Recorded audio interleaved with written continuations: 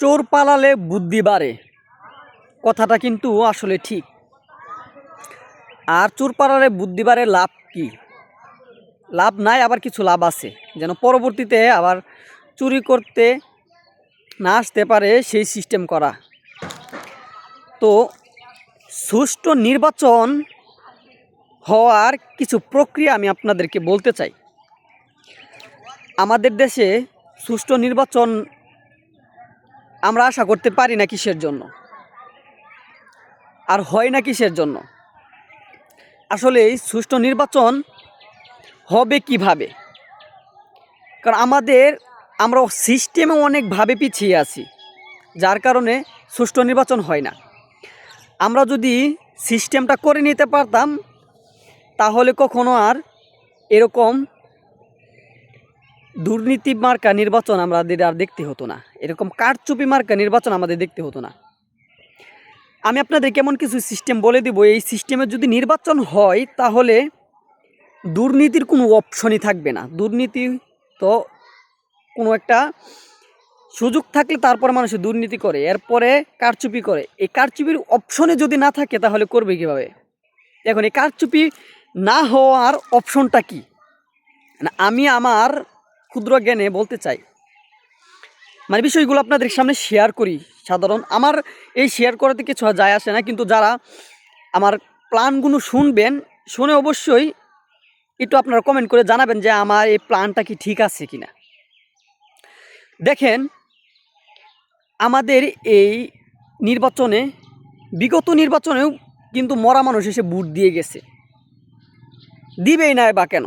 সে মরে গেছে, তার তো কোনো, সে যে মরে গেছে এর তো কোনো প্রমাণ নাই। শুধু মানুষে জানে যে মরে গেছে, কিন্তু তার যে ভোটার লিস্ট থাকে, ভোটার লিস্ট কিন্তু আছে।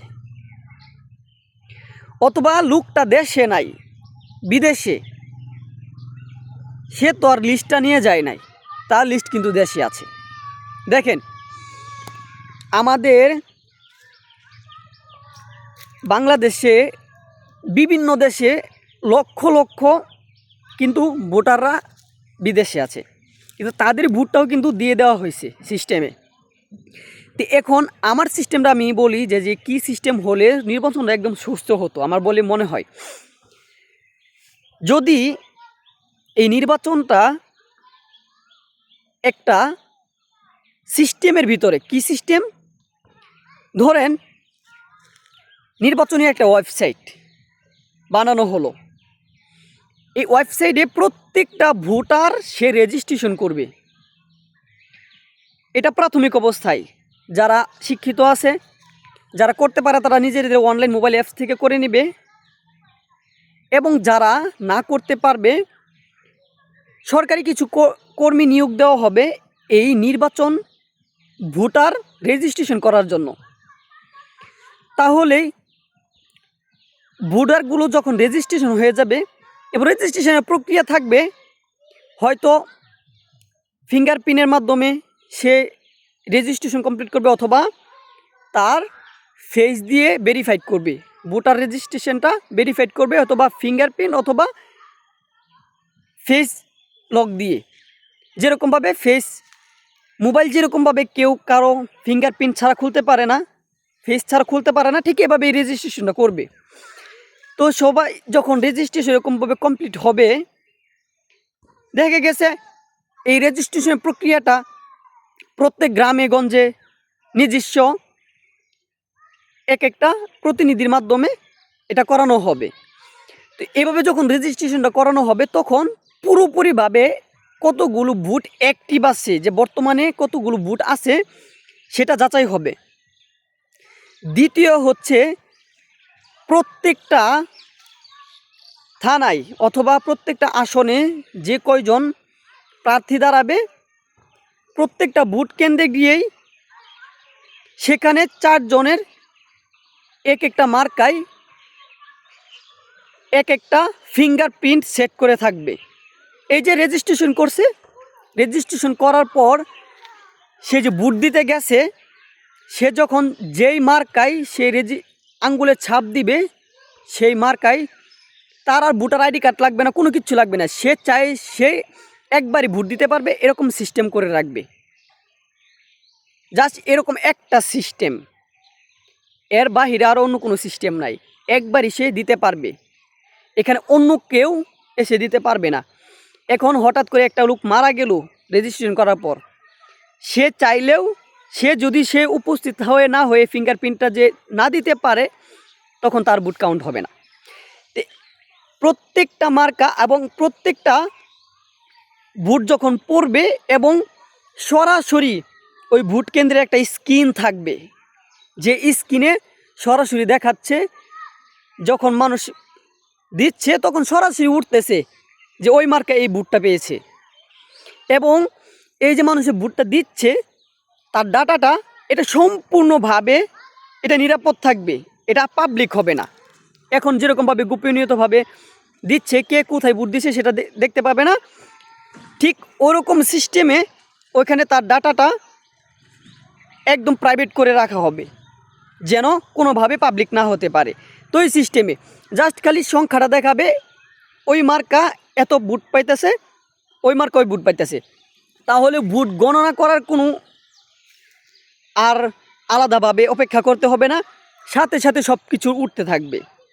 একটা বিষয় চিন্তা করেন, যখন প্রত্যেকটা কেন্দ্রে এভাবে থাকবে তখন বুট বাস একটা টাইম সেট করা দেওয়া থাকবে, বিকাল 4টা পর্যন্ত, বাস এই সময়ের ভিতরে সবাই সবার মতো করে বুট শুধু দিয়ে থাকবে। এবং ওইখানে যে যেরকমভাবে ফেসবুক ইউটিউবে আমরা যেরকমভাবে বুটের সিস্টেম করে থাকি, ঠিক সেইভাবে যে যে যার মতো করে বুট দিয়ে যাবে।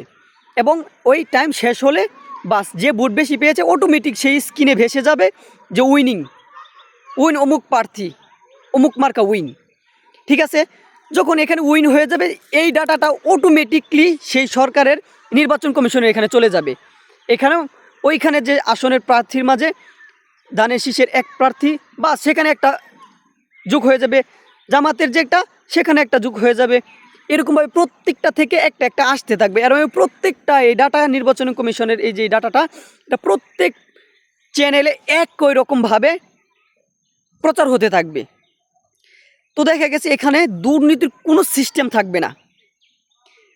এখানে একটা নির্দিষ্ট একটা টাইমও দেওয়া থাকবে যে এই সিস্টেমটা চালু করার পরে নির্বাচন কমিশনের যে মেইন যে সফটওয়্যারের যে সিস্টেমটা, ওইটা একটা টাইম দেওয়া থাকবে যে এই সফটওয়্যারের এই সিস্টেমটা চালু করার পর এত দিন পর্যন্ত এটা কোনো পরিবর্তন করা যাবে না।